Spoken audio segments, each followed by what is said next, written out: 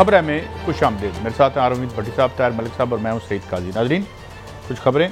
नए डीजी ज़ाहिर आप देख चुके होंगे, नए जो डीजी ISI हैं उनका नोटिफिकेशन जारी हो चुका है और नदीम मंजम साहब भी हमारे डीजी ISI होंगे और अपने अहदे का वो अस्यूम करेंगे चार्ज 20 नवंबर को।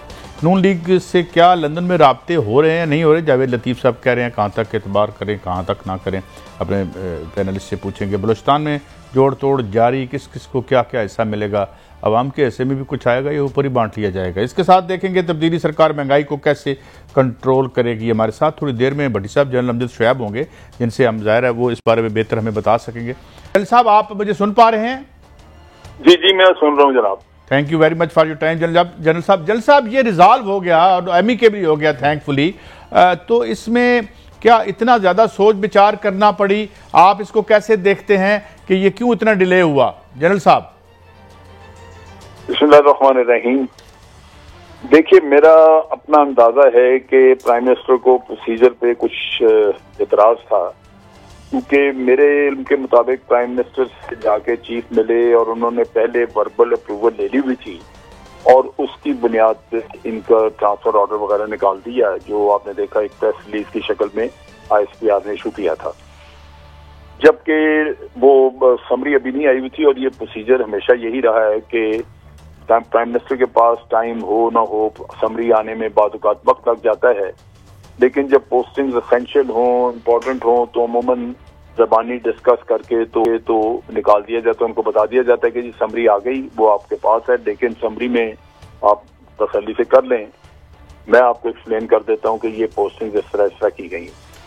तो उस सूरत में उस अंडरस्टैंडिंग पे गालिबन आर्मी ने ये इशू कर दिया पोस्टिंग ऑर्डर, और बाद में फिर ये मसला बना कि प्राइम मिनिस्टर ने एतराज किया कि जी जब समरी नहीं गई थी तो आपने क्यों इशू किया। तो ये कोई आज की बात नहीं थी, ये पहले भी फैज हमीद की पोस्टिंग भी आई, उससे पहले आसिम मुनीर की थी, ये मुख्तलिफ वक्तों पे और पहले होती रही ट्रांसफर पोस्टिंग। तो अमूमन यही प्रोसीजर रखा गया है। बहरहाल अब वो इन्होंने नोटिफिकेशन इशू की, प्राइम मिनिस्टर साहब की अपनी तसल्ली हो गई, जो वो गालिबन अनार का मसला था या जो भी था, बहरहाल वो पूरा हो गया। तो नेचुरली तब्दीली तो नहीं हुई कोई। और वो जो अगर इंटरव्यूज किए हैं सबके बुला के, तो एक और चीज जो कंफर्म होती है वो ये कि प्राइम मिनिस्टर ने अगर इंटरव्यू किए तो तब भी उनको ये अंदाजा हुआ होगा कि जो पोस्टिंग्स हैं, ट्रांसफर जो की गई हैं, ये खास तनाजर में मेरिट के ऊपर लोगों की अहलियत देख के, उन लोगों की अवेलेबिलिटी चेक करके, उनके रुझानात देख के कि किस जॉब के लिए कितने सूटेबल हैं। तो ये काम बड़ी मेहनत से और बहुत ही मोहतात तरीके से किया जाता है। ये मेरा ख्याल है सारा किस्सा है। बिस्मिल्लाहिर्रहमानिर्रहीम। जनरल साहब, गुजारिश है, ये ISPR ने 6 अक्टूबर को ये प्रेस रिलीज जारी की। जैसे आप फरमा रहे हैं, मेरी भी इतला थी, उससे पहले उनकी PM साहब से बात हो गई, उन्होंने कहा काफ़ी अरसा हो गया, तो अफगानिस्तान दिगर इशू पे वो समरी जारी हो गई। उसके चंद दिन बाद वफाकी वज़ीर इत्तलात आते हैं, कहते हैं कि नहीं, हमें एतराज़ आता, कायन और कानून के मुताबिक किया जाएगा। फिर वज़ीर आज़म ज़राए से खबर चलवाते हैं कि तकनीकी खराबी थी।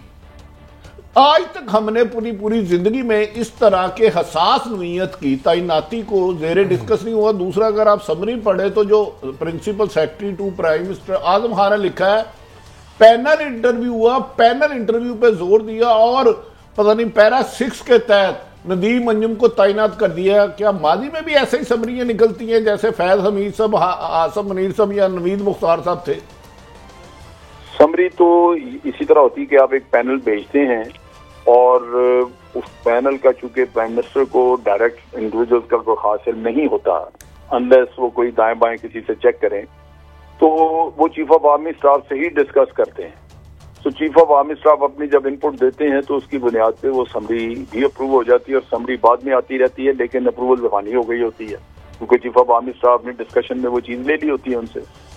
तो यहाँ पे ये लफ्ज़ क्या लिखे इन्होंने, मैं नोटिफिकेशन के अल्फाज से तो फर्क हो सकता है कि ये जिस तरह लिखी है इस तरह नहीं किसी और तरह आती हो, या सिर्फ वो इतना लिखते हो कि जी जो पैनल में जिसको रिकमेंड किया था वो अप्रूव कर दिया गया है, तो उतना भी काफ़ी है। लेकिन हो सकता है ये थोड़े अल्फाज इसमें अलग हों।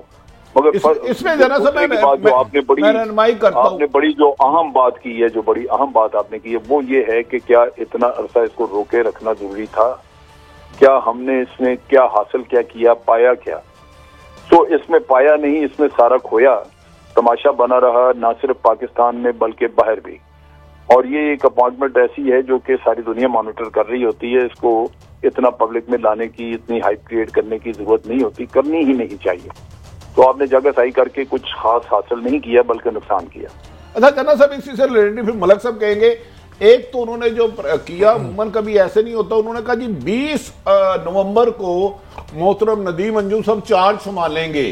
गो के 19 तारीख को कहा जा रहा है कि चांद ग्रहण है जुजवी तौर पर, वो यूरोप और ऑस्ट्रेलिया, उसका तो इससे लिंक नहीं। तो ऑलरेडी 20 दिन लेट हो गए और मजीद 25 दिन बाद चार्ज संभालेंगे। तो फिर जिन्होंने नदीम अंजुम साहब क्या उस वक्त तक वही कराची रहेंगे? उसके बाद जिन्होंने नदीम अंजुम साहब की जगह जनरल सईद साहब ने जाना है, उस वक्त तक ये तैनाती का प्रोसीजर रुका रहेगा? दीगर जनरल साहब रुका हुआ है, ये रुका हुआ है क्योंकि एक आदमी हिलेगा दूसरे को जाके रिलीव करेगा। ये रिलीव करने का प्रोसेस जो है वो चलेगा इसी तरह ही। और उसमें मेरा ख्याल है अब इतने, चूंकि पहले टाइम काफी जाया हो गया, तो अब इन सबको अगर आप 2-2, 4-4, 5-5 दिन भी दें तो इतना टाइम लग जाएगा इन लोगों को अपनी जगह छोड़ने होने तो तैयार चाहिए, लेकिन बारसूरत कुछ न कुछ टाइम दे दिया जाता है तो उस लिहाज से कोई इतना फर्क नहीं है। पहले इन्होंने 9 नवंबर तक पोस्टिंग अपनी पूरी करनी थी, अब 19 हो गई है, 10 दिन फालतू लग गए। जनरल साहब, मैं एक आम आदमी के एंगल से पूछना चाह रहा हूँ, आपका तबसरा चाहिए मुझे। जब हम 5वां या 6ठा दुनिया की बड़ी पॉपुलेशन है और जहाँ पे पॉलिटिशियन जो होता है या जो वज़ीर आज़म है, बेसिकली उसने डिसीजन मेकिंग करनी है, हाथ से तो काम नहीं करना। अगर हम इस तरह की अगर 3 में से एक बंदे की सिलेक्शन पे 6-6 हफ्ते लगाएंगे तो क्या आम बंदा हक बजारम नहीं, वो इनसिक्योर नहीं फील करेगा कि वो गवर्नेंस में या जो हमारे हुक्मरान है वो फैसला करने में बड़ी देर करते हैं या उनमें सलाहियत नहीं है?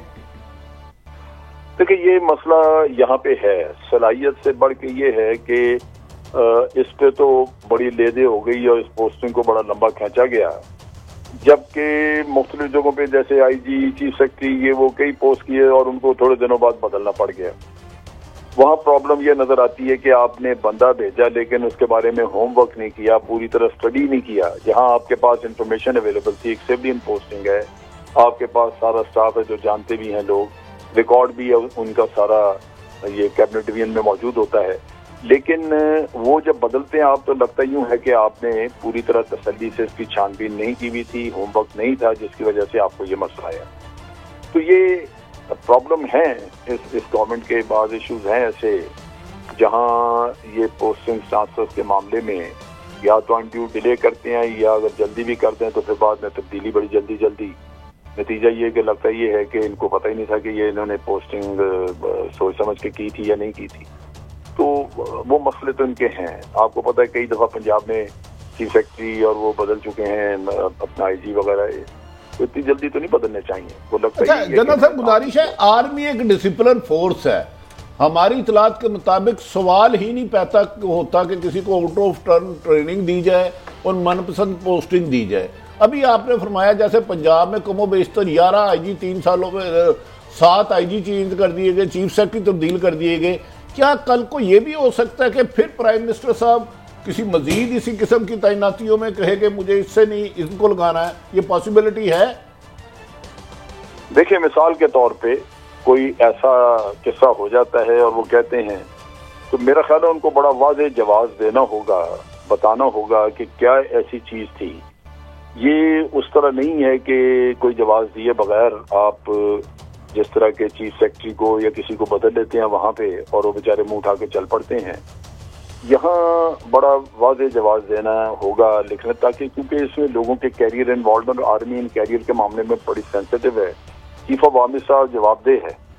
आज अगर ये उसको फैज हमीद को मूव ना करते तो कल को फैज हमीद अगर प्रमोट नहीं होता इस चीज की वजह से कि उसको कोर कमांड नहीं दी गई, तो वो चीफ ऑफ आर्मी साहब को आगे कह सकता था कि जी आपने ये क्या किया मेरे साथ, मेरा कैरियर आपने बर्बाद किया, जब मेरी जरूरत ही है तो क्यों नहीं मुझे हिलाए यहाँ से। तो वो यहाँ पे जवाबदेही करने का मसला आ जाता है। यहाँ कोर कमांडर की कॉन्फ्रेंस होगी, कोर कमांडर उसमें पकड़ेंगे कि जनाब ये आपने क्यों इस तरह किया, ये शख्स ये जाया कर दिया आपने एक ऑफिसर को। सिर्फ इस वजह से कि फलां आदमी उसको रखना चाहता था या उसको नहीं रखना चाहता था। तो इस वजह से इनके साथ खिलवाड़ करना मुश्किल होगा। ये बड़ा वाजे, जब तक कि ये प्राइम मिनिस्टर वाजे तौर पे शवाहिद न दे कि ये कामयाब नहीं रहा, अपने काम में नाकाम हो चुका है, तो तब वो जल साहब one short small question. Core commander की तैनाती के बाद ये चीफ ऑफ आर्मी स्टाफ का इख्तियार होता है उनको रिटायर करना या कंटिन्यू करवाना, या पीएम से भी मुशावरत जरूरी या उनका हुक्म चलता है? इसमें कानून क्या कहता है जनरल साहब? जी, जब प्री मैच्योर रिटायर्ड किसी को करना हो तो प्राइम मिनिस्टर की अप्रूवल की जरूरत होती है। वो मिनिस्ट्री ऑफ डिफेंस के थ्रू जाता है, चीफ की रिकमेंडेशन होती है और उसमें वाज़े सबूत लिखा होता है, क्योंकि वो आदमी जो है वो बाद में चैलेंज कर सकता है कि जी मुझे उन्होंने नाजायज रिटायर कर दिया पहले, और उस चैलेंज की वजह से फिर आपको शर्मिंदगी, इसलिए आप बड़ा उसमें वाज़े जवाब देते हैं कि ये चीज़ें ने इसने वायलेट की हैं, जिसके बाद ये अब सर्विस में कंटिन्यू नहीं कर सकता क्योंकि इसकी कमांड नहीं रहेगी ठीक, या इसका इमेज खत्म हो चुका है, जो भी प्रॉब्लम हो। तो अगर प्राइम मिनिस्टर उससे एग्री करे तो फिर वो लाजमन साइन करेगा, और अमूमन करते हैं क्योंकि सर्विस मैटर्स हैं, उसमें उनके पास इतनी इंफॉर्मेशन नहीं होती। चीफ की रिकमेंडेशन को बड़ी वैल्यू दी जाती है, वो सर्विस से निकल जाता है। चल साहब बहुत शुक्रिया, आपने हमें एनलाइटन किया। ये बातें सामने आती हैं, खुला दौर है, एक जमहूरी तीसरा दौर मलिक साहब चल रहा है भट्टी साहब, तो ये इश्यूज भी सामने आए और रिजॉल्व हो जाने चाहिए एमिकेबली भट्टी साहब। कि अब तो अल्लाह करे कि जो लोग कह रहे थे कि पेज अलग हो गया, ये पेज दोबारा एक हो जाए। बज़ाहिर मुझे अभी मेरे साथ एजाज अवान साहब थे ब्रिगेडियर रिटायर्ड, तो वो तो बड़े कह रहे थे कि जो समरी वज़ीर आज़म के हाउस से इलामिया जारी हुआ है वो नामुनासिब अल्फाज है। एक तो मेरे ख्याल में ब्रिगेडियर गजनफर थे मेरे ख्याल, गजनफर माजी में हमने कभी ऐसा नहीं सुना। मैं भी इस अदारों की कवरेज कर रहा हूँ, एक तवील अरसा हो गया है। सब एक तो 20 दिन बाद समरी पे साइन किए, ठीक है, प्राइम मिनिस्टर साहब का हक था, वो पैनल इंटरव्यू करते, ये भी उनका हक था, लेकिन मुझे ये समझ नहीं आ रही। मजीद 25 दिन उन्होंने कहा जी 20 नवंबर को मोहतरम नदीम अंजुम साहब चार्ज संभालेंगे और फैज हमीद साहब चार्ज छोड़ेंगे। इस 25 दिन की मुझे बज़ाहिर मैंने तो कभी माजी में ऐसे रेफरेंस नहीं देखे, हो सकता है हमारी नज़रों से। सब अपनी समझ के लिए जिस तरह की ये 4 पोस्टिंग हुई थी ना, तो अगर एक साहब एक जगह से नहीं जाते, मतलब मिसाल के तौर पर अगर जनरल फैज़ ISA के चीफ की पोजीशन नहीं छोड़ते तो इसका मतलब है पेशावर वाले भी नहीं जाएंगे, पेशावर वाले जो है वो कराची से वो नहीं निकलेंगे, तो इसका मतलब है कि सारी जो अपॉइंटमेंट्स हैं वो 19 तक रुक गई। मेरा ख्याल है जो कोर कमांडर गुजराना ना उन्होंने छोड़ दिया, लेकिन जनरल नदीम अंजुम की जगह उन्होंने कराची से आना, जनरल पेशावर से जाना था, जो ऑलरेडी उधर सिंध में DG रेंजर रहे हैं। अब मेरा ख्याल है वो भी तैनाती रुकी जाएंगी। ये तो हमारे पास जरा शुएब साहब से ही सुन सकते थे, लेकिन तो मेरा ख्याल है ऐसे इशू में काजी साहब जो हसास तबादले हो, जब अफगानिस्तान का इशू हो, अमेरिका और आपके खिलाफ हो, इवन के आज शेख रशीद साहब कहीं कह रहे थे कि कुछ ताकतें पाकिस्तान में खुदा ना खास्ता अल्लाह ना करे, तो ऐसे इशुओं को मीडिया में ज़ेर बहस नहीं होना चाहिए, क्योंकि ये प्योरली प्राइम मिनिस्टर और आर्मी चीफ में मुशावरत होती है और उसके बाद बहुत सी कुछ रवायतें बनी हैं। अब आप उस पर क्वालिटी या वैल्यू जजमेंट दे दें। पहले तो हमने ये भी नहीं देखा था कि हमारी जो ये सेंसिटिव पोस्ट पर बैठे हुए लोग हैं वो जलसों में डिस्कस हो रहे हों, नहीं होने चाहिए। ये देखो ना कहां शुरू कर दिया आपने। देखें आपके मुल्क का काजी साहब एक ही अदारा बचा है, पाक फौज, वरना कोई बताए आपके 7 IG चेंज हो गए, चीफ सेक्रेटरी हो गए, आप एक SHO की नाराजगी पर SHO DPO चेंज करा देता है। वाहिद फौज अदारा आर्मी चीफ का भी बेटा अगर वो कैप्टन सेकंड लेफ्टिनेंट भर्ती हुआ, लेफ्टिनेंट गया है, उसी तरीके से प्रमोट होगा जैसे बाकी, और उसने सियाचिन, ग्लेशियर, वाना, वजीरिस्तान सारे टफ एरिए करने हैं। आर्मी में इस किस्म की ट्रांसफर पोस्टिंग में ना या प्रमोशन में शॉर्टकट मैंने तो जिंदगी में नहीं कभी सुना। तो मेरा ख्याल आज की मीटिंग के बारे में आपके पास अंदर की खबर है, फिर मैं मलिक साहब की तरफ जाता हूँ कि आपकी बात हुई है किसी अहम शख्सियत से कि आज जो मीटिंग PM साहब की और जनाब चीफ ऑफ आर्मी स्टाफ के दरमियान 6 अक्टूबर से लेके आज 26 अक्टूबर तक कई मुलाकातें हुई। उस पर प्राइम मिनिस्टर साहब को पहले भी कहा गया कि जनाब आपसे बात हुई थी, तो उन्होंने कहा जी आपने मुझसे क्यों नहीं पूछा, अब इसको मुझे मेरे तरीके से हैंडल करने दें। कुछ वज़रा भी जाके आर्मी चीफ को मिले, ये बात है 6 या 7 की, कुछ को वो नहीं मिल सके, लेकिन बहरहाल एंड ऑफ द डे के अल्लाह करे कि अब ये मुल्क की तरक्की और खुशहाली के लिए, क्योंकि पाक फौज मुल्क की रीढ़ की हड्डी है और आपकी सलामती की जमानत है। मेरा ख्याल है इसे कंट्रोवर्सी की तरफ नहीं ले जाना चाहिए। जो करता है, बाहर बैठा एक इश्तिहारी मुजरम कहता है कि जी फलां बंदा रिज़ाइन दे। एक तैनाती जो सिर्फ 2 आदमियों के दरमियान थी, आपने उसको कैबिनेट में ले गए, आप उसको पार्लियामेंट्री पार्टी में ले गए, आपने उसको मीडिया में किया। मेरे ख्याल में ये नामुनासिब था। काश ऐसा ना होता। दुनिया के किसी मुल्क में भी हो, अमेरिका हो, भारत हो, वहाँ जो हसास अदारे हैं, इंटेलिजेंस एजेंसी हैं, उसके सरबराह को इतनी तूल नहीं दी जाती। और अब जब आपने चलो 20 दिन बाद कर दिए आर्डर, तो मेरी समझ से बाहर है। उसकी 20 नवंबर की डेट का है, वो लग सब क्या वजह हो? चलें 5-10 दिन। ये तो कोई बहुत कोई ज़हीन इंसान को बता सकता है, इसकी वजह आम आदमी की समझ से बाहर है ये चीज़। बहरहाल जी मलिक साहब, ये जो अभी आपने जल्द साहब की बात भी सुनी। हाँ देखें ना, ये देखें आप, एक चीज़ 2-3 चीज़ें जो क्रिटिसिज्म थोड़ा सा मैं करना चाह रहा हूँ। मेरा ख्याल है कि हमारे हुक्मरान इस निज़ाम को लगता है वो भी थक गए हुए हैं। उनको ये जो हर वक्त होता है ना, यार डॉलर महंगा हो गया, जो महंगाई हो गई, जो पेट्रोल हो गया, मुझे तो लगा बड़ा अच्छी उन्होंने स्पेस लिया खान साहब ने। 25 दिन आपको इसी नोटिफिकेशन हो गया, नहीं हुआ। आज आधे घंटे की मुलाकात हुई, उसमें मसला हल हो गया। पहले मुलाकात हुई है, मसला भी हल नहीं होता। और बिल्कुल फिल्म वाला सीन होता है जिस तरह एंड पे आके हीरो कहता है ठहरे ठहरे जज साहब, कत्ल मैंने किया। आज उनका लास्ट डेज था, जो अपॉइंटमेंट थी 25। आज ही सारा कुछ हो गया, तो ये मीटिंग पहले भी हो सकती थी। तो इससे ये एक तासर ये लिया जा सकता है, जो मैं समझता हूँ कि ये इस तरह की इश्यूज, इसको कहते हैं एजेंडा सेटिंग। आप इस तरह की चीज़ें ले आते हैं सोसाइटी में कि बस आप ये दानिश्वरी करें कि नोटिफिकेशन आएगा कि नहीं आएगा, आएगा नहीं आएगा, आएगा नहीं आएगा, नहीं आएगा।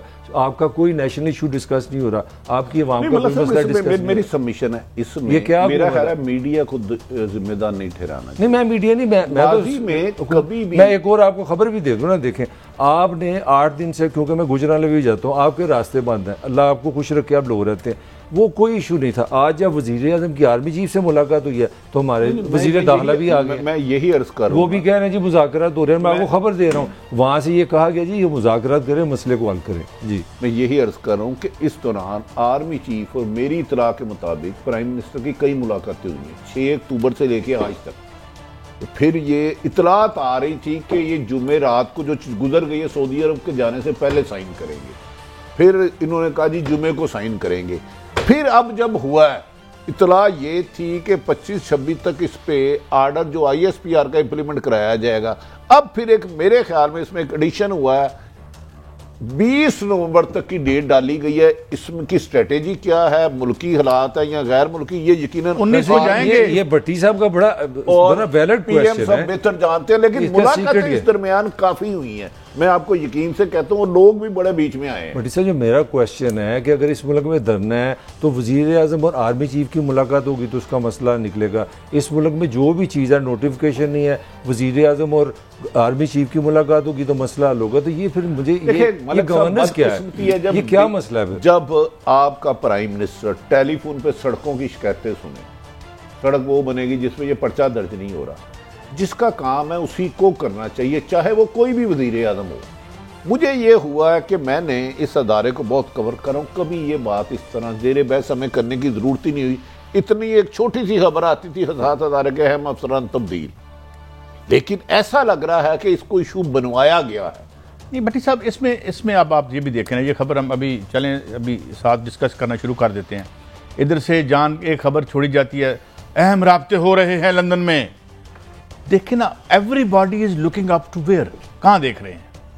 मेरा मतलब है कि ये जो है, जो जावेद लतीफ़ साहब का आज बयान आया कि जी अहम हमारी मुलाकातें हो गई हैं, वो हमें, वो यार अवाम के थ्रू भी तो कभी आ जाया करो, कभी अवाम के थ्रू भी आ जाया करें। अच्छा, लंदन में नवाज शरीफ से जिसकी तरफ इशारा करें, किसी का राब्ता नहीं हुआ। मियाँ साहब अपना वेट बढ़ाने के लिए ये काम कर रहे हैं। हाँ, शहबाज शरीफ साहब के राब्ते में, ये मैं आपको यकीन और इन्फॉर्मेशन बेस पे कह रहा हूँ। मतलब इसमें कोई मुझे 1% भी मुहाम नहीं, बीइंग ए रिपोर्टर। नहीं, शहबाज शरीफ साहब से यही राब्ते हुए ना कि जो भी आप कमिट करके गए हैं उसका उलट ही हुआ है। और आके आपने कहा था आपका भाई नहीं बोलेगा, और खुसूसन जो फैसला बाद में मेरे अदारों के खिलाफ जहर उगला गया, उस पर भी कहा गया। फिर उसी वजह से शहबाज ने तरदीद की, लंदन वाले भाईजान दे लिए कोई रियायत नहीं है, क्योंकि वो आप समझें इश्तिहारी हैं, आए आके अदालतों में जाएं, पेश हो, बरी हो जाए, 100 दफ़ा सियासत करें, उन्हें एस्टैब्लिशमेंट कोई रियायत नहीं दे सकती। अब ये अपना वेट बढ़ाने के लिए, क्योंकि इन्होंने बड़ी कोशिश की, 2 साल पीडीएम बनी आपके सामने, कल रिजाइन दे दो इमरान, हाँ छोड़ेंगे नहीं आपको, लेकिन वजीर आजम डटे रहे, वो इनसे डरे नहीं। अब ये अपनी वेट बढ़ाने के लिए कि जी हमसे राब्ते, भाई तुम्हारे पल्ले क्या, तुम पाकिस्तान में आ नहीं रहे, अदालतों के तुम इश्तिहारी मेरे ख्याल में ये आधा सच है, राब्ते होते हैं उधर से हो इधर से हो रहे होते हैं, और अब वास्ता जी यार सारा ख्याल करो।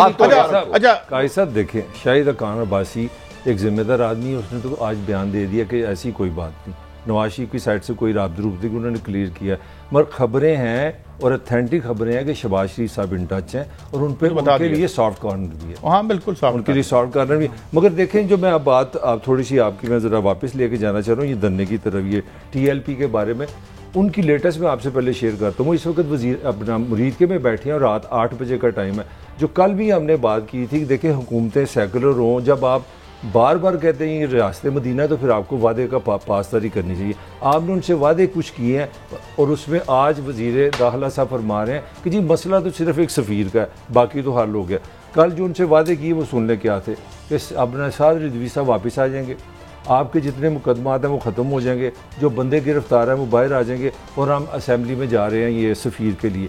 आज आपने, ये मैं आपको पक्की खबर दे रहा हूँ, वहाँ पे जो लबैक वाले हैं उन्होंने अनाउंसमेंट कर दी कि इस धरने में जो हज़ारों लोग हैं, जब तक साद रफ़ीक खुद साद रिजवी साहब खुद नहीं आ कहते धरना ख़त्म नहीं करेंगे, हम किसी सूरत ख़त्म नहीं करेंगे। वो मतलब पूरा ज़ेन बना के आए हुए कि हमने ये इसका डू और डाई करना है। और आपने उनको इस तरह का बहाना लगा रहे हैं जी कि असेंबली में हमने इस तरह करते हैं, करारदाद पेश कर देते हैं, फिर उसको ना हम कमेटी के हवाले करते हैं। यार इस तरह तो नहीं ना करते। अगर या आप अगले के जज्बे की कदर करें या आप उनको रोकें। अब वहाँ पे इस तरह के फार्मूले ला रहे हैं जी कि तजारत पे असरअंदाज हो जाएगा, डॉलर नहीं मिलेगा, ये नहीं होगा, तो इस तरह के पहले डॉलर के साथ क्या हो रहा है, वह फजूल ही सी बात है। डॉलर आपके कब्जे में नहीं है। एक रजा बाकर साहब बैठे हुए हैं यहाँ पे, डॉलर वो नीचे गिराए जा रहे हैं, यहाँ के मैशत दान करते हैं, जरूरत नहीं है गिराने की। हाँ जी, मुरीद के में वो लोग पूरा मन बैठे हुए हैं, उन्होंने कोई रास्ता बंद नहीं किया, ये हुकूमत ने कंटेनर लगा के बंद किया हुआ है। ये मैं आपको खबर दे रहा हूँ और ये तासर इस तरह ये दे रहे हैं कि रास्ता उन्होंने बंद किया हुआ है। नहीं मलक साहब, एक तो हुकूमत ने काजी साहब 3 दफा उनसे वादे किए, तीनों दफा वादे खिलाफी की। जेल में आप वो वादे ना करें जो पूरे नहीं कर सकते। मैं आपको गारंटी दे रहा हूँ, झूठ बोल रहे हैं ये। साद रिजवी को कहीं और ले जाया गया, कमिटमेंट ये हुई कि साद रिजवी समेत तमाम कारकुनों रहनुमाओं को रिहा किया जाएगा, 4 शेड्यूल से निकाला जाएगा। और इसी पे ये था कि फ्रांस के सफ़ीर के उन्होंने कहा था जी हमने करारदाद असेंबली में भेज दिया, लेकिन इन्होंने सारी वायलेशन की। लेकिन मैं बताऊं, पंजाब हुकूमत की नाअहली और नालायकी की वजह से आज लाहौर से इन्होंने पुलिस मूव की है। इस पुलिस में ना इतनी कॉम्पिटेंसी है, ना इन्हें इस किस्म की ट्रेनिंग है, ये इस जुलूस को नहीं रोक सकेंगे। मुझे खदशा खुदा ना खास्ता चाहे पुलिस का हमारा भाई जवान हो या तरीके लब्बैक का नौजवान, खून तो हमारा है, इसे हर चीज को अपनी अना की सब देखे कितनी अफसोस की बात है, नबी पाक से सब प्यार करते हैं, वो पुलिस वाला हो आप हो वो, मुझे समझ नहीं आई लड़ाई क्या है, कोई समझने वाली बात। अपनी हुकूमत से पूछे ना कि जो वादे पूरे नहीं कर सकते, अगर वो गलत है आज तो इतनी हिम्मत। मैं तो आपको खबर दे रहा हूँ, एस्टेब्लिशमेंट ने कहा है ना जी मुज़ाकरात करें, ये मसला हल करें। आपकी GT रोड लाइफ है यार, हर 3 दिन बाद बंद हो जाती है, किसी को पता ही नहीं। और आपने हाल किया हुआ है, आप वहाँ पे इंटरनेट बंद कर देते हैं, खबरें नहीं आती, वो समझते मसला हल हो गया। अब कादी साहब, मेरा ख्याल है इस इशू को टैकल किया जा सकता था बड़ा एमिकेबली। मेरी भी इनडायरेक्ट साद रिजवी और उनके मजलिस शूरा के 3-4 लोगों से हुए हैं। उनकी इतनी तवील फरिश्त है कि यहाँ हमें चीट किया गया। यार हाक में वक़्त देखें, ये मदीने की रियासत कहते हैं, फरमान है कि मोमिन की निशानी है जो वादा करता है पूरा करता है, जब बोलता है सच बोलता है और उसको इमानत दो, उसमें ख़यानत नहीं करते। इन्हें की रियासत आप नबी पाक मोहम्मद सल्लल्लाहु अलैहि वसल्लम के पाँव की खाक भी नहीं है, लेकिन हमने उनकी रियासत लानी है तो कम से कम जिन चीज़ों से उन्होंने रोका है वो तो गलत काम ना करें। और मेरे ख्याल में TLP की जो लीडरशिप है उसको भी एतमाद में लें, उनको मेन स्ट्रीम में ले आए भाई, अगर उनकी सपोर्ट उनको भी मुतालबा करें TLP के लोगों से, खुदारा किसी चीज को पत्थर ना मारे, तोड़ फोड़ ना करें।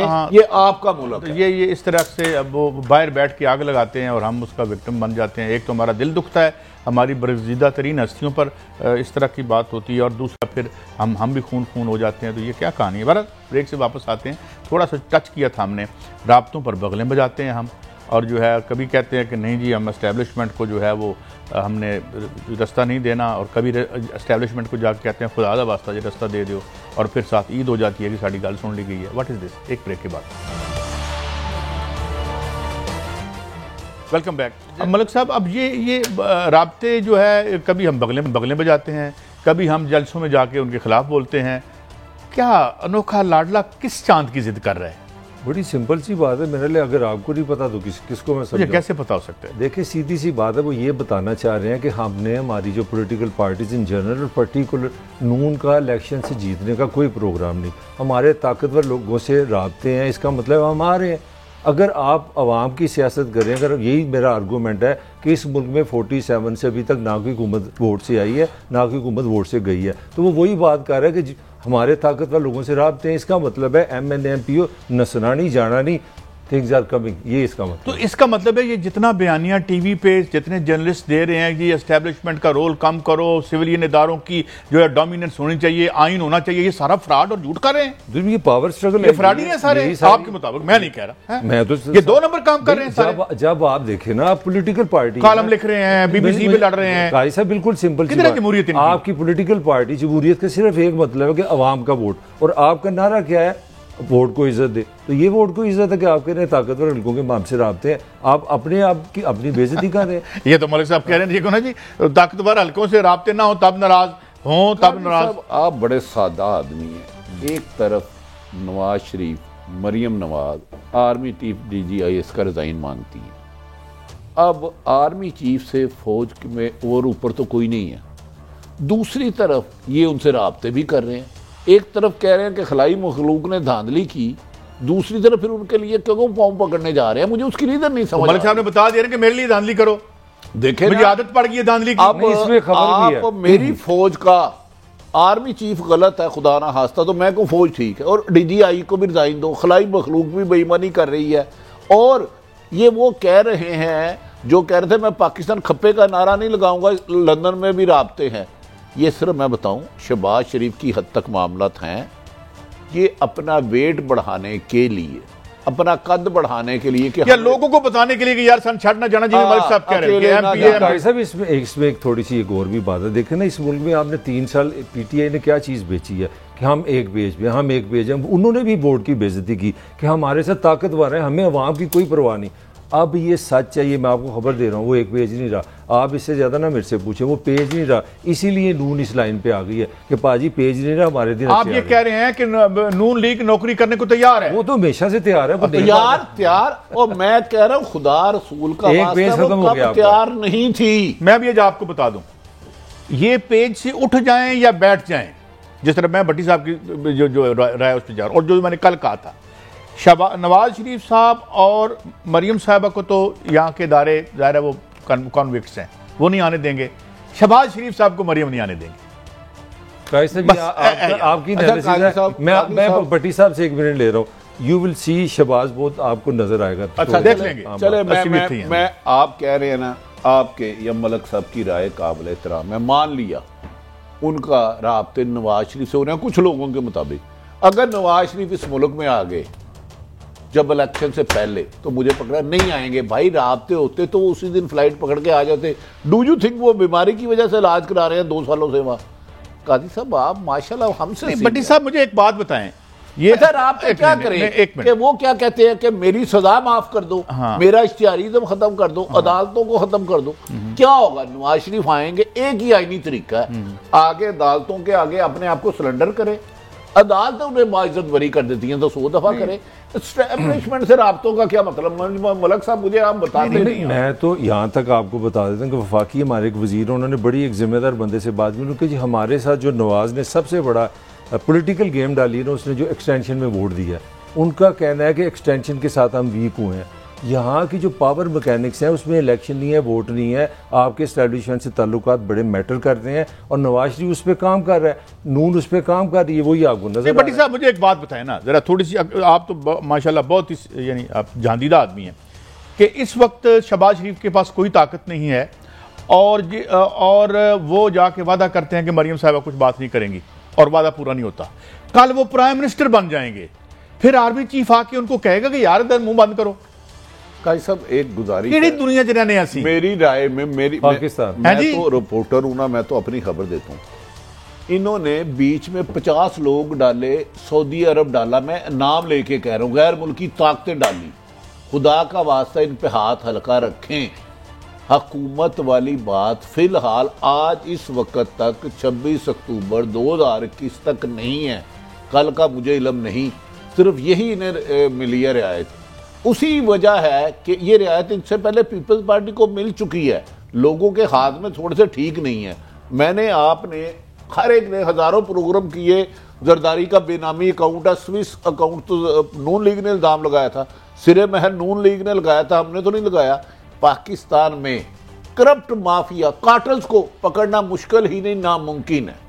रियायतें कुछ ले लेते हैं क्योंकि इनके ब्यूरोक्रेसी में भी रूट्स हैं और बहुत ऐसी जगह पे हैं कि इन्हें घर बैठे हुए पट्टी साहब बेल मिल मुझे जाती बताएं है। ना, मुझे नहीं, बताएं काजी साहब आपने एस्टेब्लिशमेंट की बात की ना, परवेज हटक तो पीटीए के बड़े जाने जिगर हैं, वजीर दिफा हैं, सका भाई सका भतीजा उनका पार्टी छोड़ गया। अमन लियाकत का आपका ख्याल है भी पीटीए छोड़ गया, बलोचिस्तान में अभी गेम हाथ से निकल गई, पंजाब पे शोर डाल रहे ये तो ज़रा बहस ही नहीं है। मैं जो पॉइंट आपको बता रहा हूँ, कहाँ पे अवाम है, कहाँ पे वोट है, हर चीज हिलना शुरू हो गई है, तो ये तरीके लब्बैक आ गई है, पूरा पाकिस्तान बदल गया है। तो फिर एक महीने खुदा का वास्ता इस पलपिट पे बैठ के, ये जो अल्लाह ताला ने हमें मौका दिया है मिलियंस ऑफ लोगों से बात करने का, हम ये फ्रॉड ना करें कि ये जमहूरियत की लड़ाई लड़ रहे नहीं, थे। ये जमहूरियत की लड़ाई नहीं है, ये 2 नंबर लड़ाई लड़ रहे हैं। असली लड़ाई लड़ने वालों को आगे नहीं आने देते।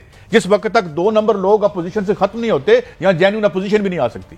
मैं तो ये कह रहा हूं। सही आर्गूमेंट। देखिए इस मुल्क में कादी साहब ये 1% अशराफिया का मुल्क है जो कानून और अखलाकियात से बाला है, जिन्होंने ना टैक्स देना ना कानून मानना है। बाकी 90% लोगों के मसाइल ये हैं, बिजली महंगी हो गई, पेट्रोल महंगा हो गया। वो तो मलिक साहब ने बता दिया कि वो 25 दिन तो हम नोटिफिकेशन में रहे सब। और मैं और उसके इस दौरान मैं कितनी उस कीमत मिनिस्टर बढ़ी का है? नाम नहीं लेता, मैं मिनिस्टर का, उसने बताया कि स्वाय इमरान खान का, ये जमहूरियत हमारी, इमरान खान का ऑर्डर है, कोई किसी को नहीं पता था ये किसका नोटिफिकेशन होना है, कब होना है, कोई जरूरत ही नहीं है। कोई इमरान खान से पूछ ले हम किधर जा रहे हैं, किसी की जरूरत नहीं, कोई नवाज शरीफ से पूछ ले। मैं आपसे सवाल और कर रहा हूं, इस जितने दिन से ये नज़ार चलता रहा, इसने कितनी दफा कीमतें बढ़ी हैं इसके भी दरमियान? डॉलर का कितने का था जब ये नोटिफिकेशन आया? ये 30 रुपया बढ़ गया। अब देखे ना, अच्छा अभी नहीं मैं इन 25-30 दिनों की बात कर रहा हूं। ये असल कहानी है। महंगाई के लिए सड़कों पे आ रही है, मुझे आप बता दें कादी साहब, खुदा का वास्ता है, यार मैं ना तो वो बुखार ही लेने आ देता रही सी और फर्नीचर बड़ा सस्ता गया जो मेरे फ्लैट पे है। सॉरी काजी साहब, सॉरी, आज 10% रेलवे का किराया बढ़ा है आज, फिर हम डिस्कस क्या कर रहे हैं, नोटिफिकेशन आ गया, नोटिफिकेशन नहीं आया,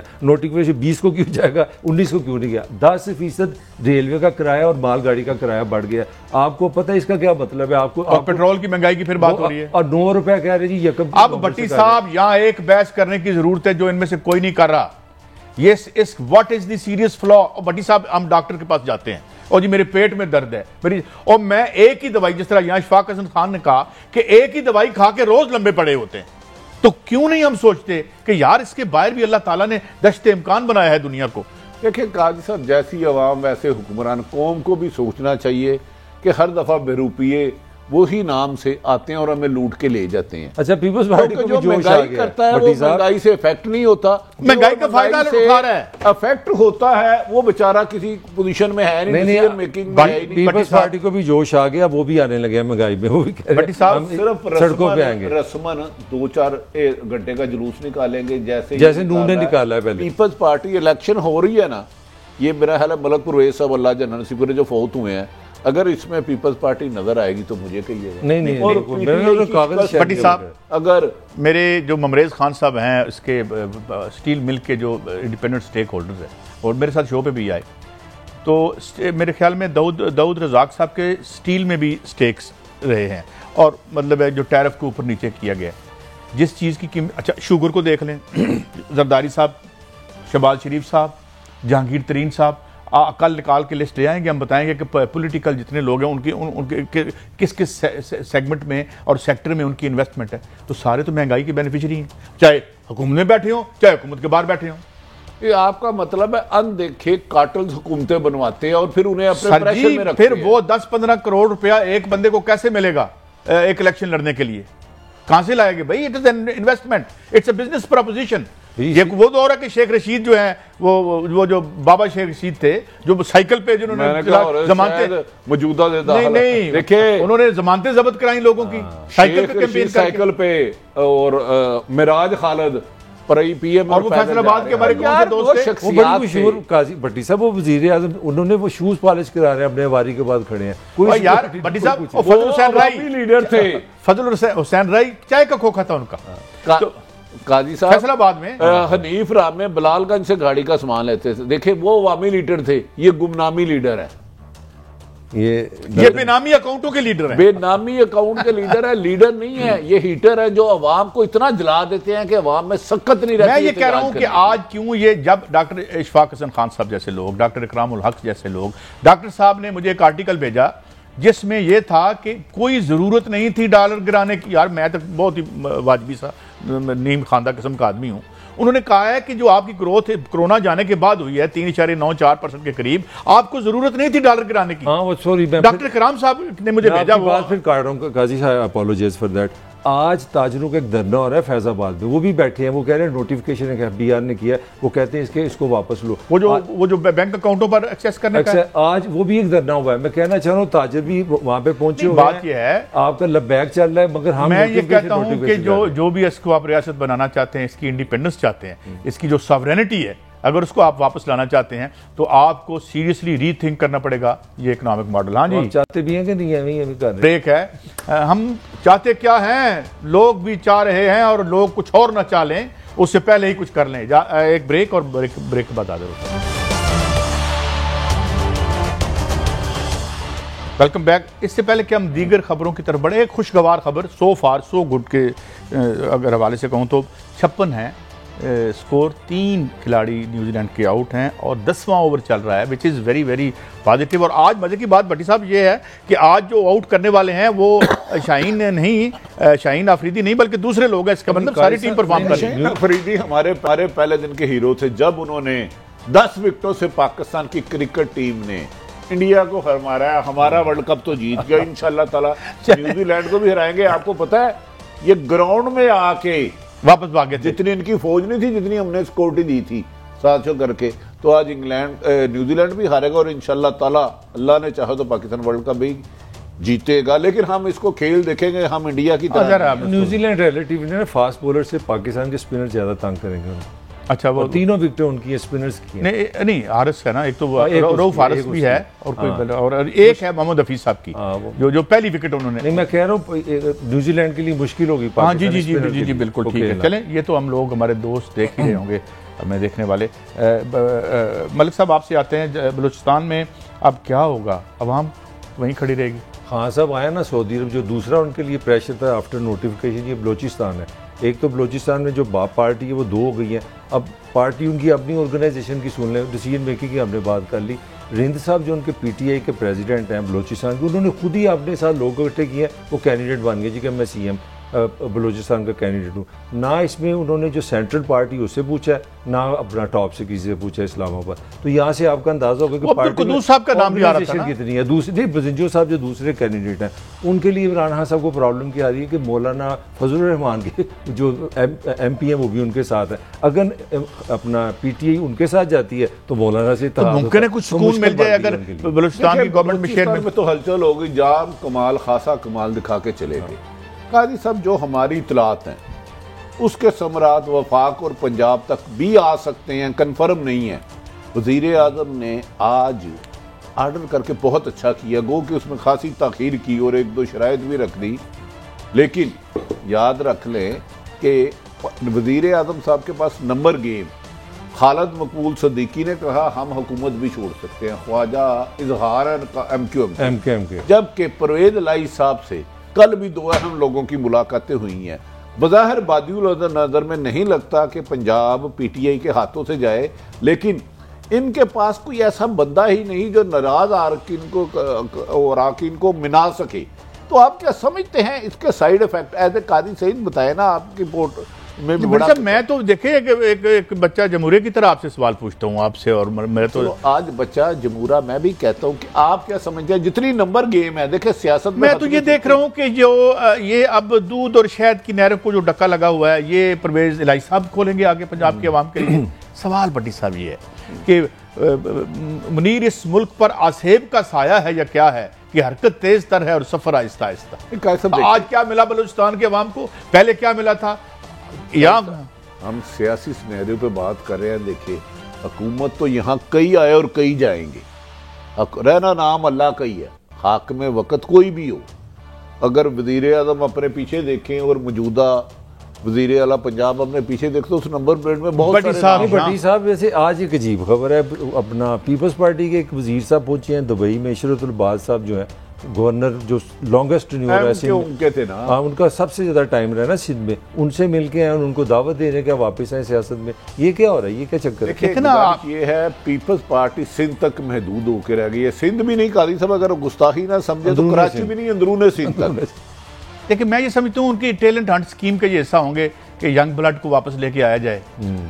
इशरतुल बाज़ साहब को है, कितने मतलब है सारी 15-16 साल फॉसिलाइज्ड किस्म की आपकी यहाँ पे इशराफिया है, उसी में से। मैंने सिंपल सवाल मेरा इतना था, मैंने इतनी गुस्ताखी कर ली कि पंजाब में नंबर गेम ज्यादा नहीं, काफ लीग भी खुश नहीं है, जनूबी पंजाब सूबा ये बना नहीं सके। पीपल्स पार्टी बार बार कह रही है अदम एतमाद लाएं, क्या ये लाने की हिम्मत करेंगे कि नहीं? सिर्फ ये मेरी रहनुमाई फरमाएं। भट्टी साहब, अगर तो जो शुमाल की तरफ से हवाएं आती हैं वो कोई पैगाम ले आई तो सारा कुछ ठीक हो जाएगा, नहीं तो वो मलिक साहब वाली बात कही ना, तो ऊपर ही देखना है कि कहाँ से देखना। नहीं, यहाँ पे मैं आपको नवाज शरीफ की खबर दे रहा हूँ। नवाज शरीफ स्टैंड कर रहा है, वो कह रहा है कि जितनी देर तक ये मौजूदा सीएम पंजाब में रहेंगे तो ये एक रहम का साया उनके लिए। उनका ख्याल है कि पंजाब में जो लोगों को जो उनकी रिक्वायरमेंट थी ना गवर्नेंस की, वो पूरी नहीं हुई, और पंजाब में जितना ज़्यादा पीटीआई रहेगी उनको अगले इलेक्शन में फ़ायदा होगा। नवाज शरीफ का मतलब है नवाज शरीफ उस्मान बुज़दार के हमायती निकले। बिल्कुल, उनका ख्याल है जो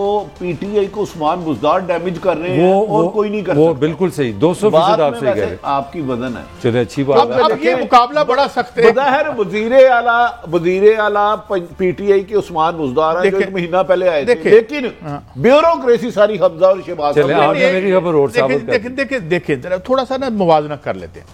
जो बुज़दार साहब ज्यादा डैमेज फरमा रहे हैं या मरियम साहब मुस्लिम लीग नहीं उनको ज्यादा, इसको आपको वे करना पड़ेगा कि इसमें ज्यादा डैमेजिंग कौन है, मुस्लिम लीग नून के लिए और इधर पीटीआई के लिए। वैसे गलत आप भी नहीं कह रहे, साडा जो हाल हो गया, तू भी ठीक है। नहीं, जो शहबाज शरीफ के रास्ते में और हमजा शहबाज शरीफ की कामयाबी के रास्ते में रुकावट मोहतरमा मरियम नवाज साहबा है, इस बात में मुझे 1% शक नहीं है। भट्टी साहब, मैं एक आपको बात बता दूं, और आज पीटीआई की तबाही में उस्मान बुज़दार साहब वो किरदार अदा कर गए हैं कि जब वो कभी इलेक्शन आए तो उसके नतीजे उस वक्त नजर। मैं I still believe this is possible.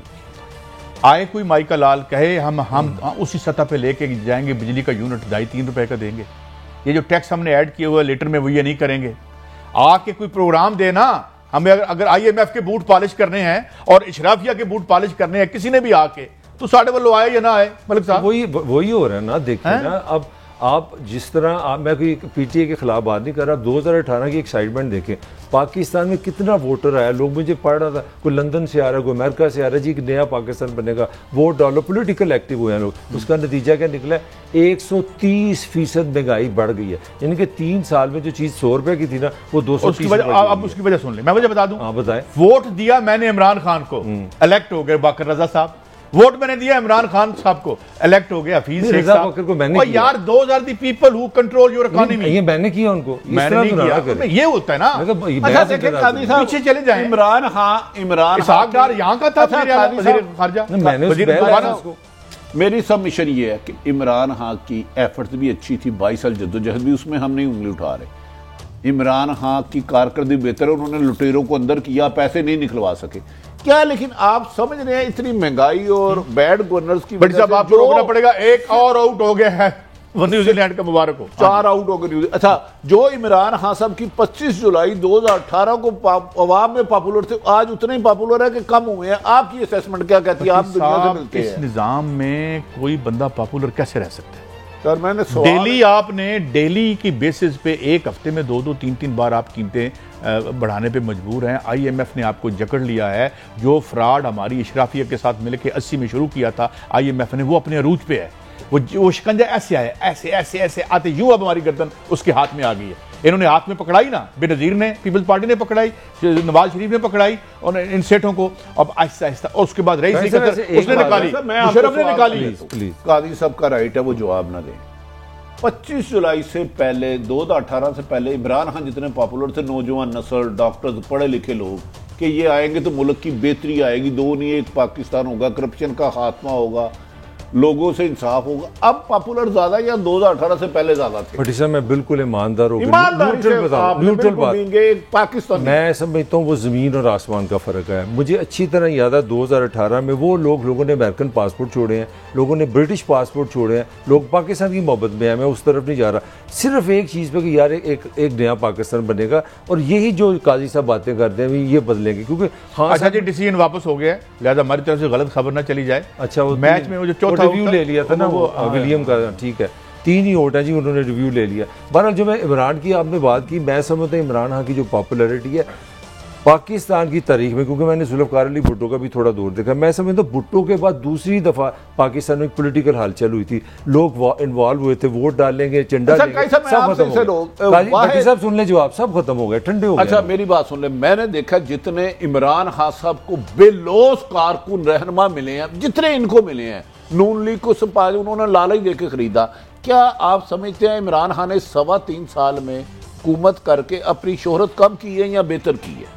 देखें, अगर आप कैसे अपनी शोहरत आप बेहतर कर सकते हैं, अगर आपके में हैंड पिक वो शख्सियात हों जिनके खिलाफ अखबारों में इश्तिहार छपे हैं कि उन्होंने स्टील मिल तबाह की है, और वो बंदे खड़े हैं, उनको ले जाएं। ये जो खुसरो बख्तियार को अगर आप बनाएंगे, जिसके ऊपर 100 बिलियन का एक केस जो मैंने नहीं बनाया, नैब ने बनाया, how can you be popular when you are working for the 1% against the interest? 99% के मफादात के खिलाफ चलेंगे, 1% को फायदा देंगे। मुझे प्रोग्राम खत्म करना है, सॉरी, कल फिर बात होगी, इजाजत दें, अल्लाह हाफिज़।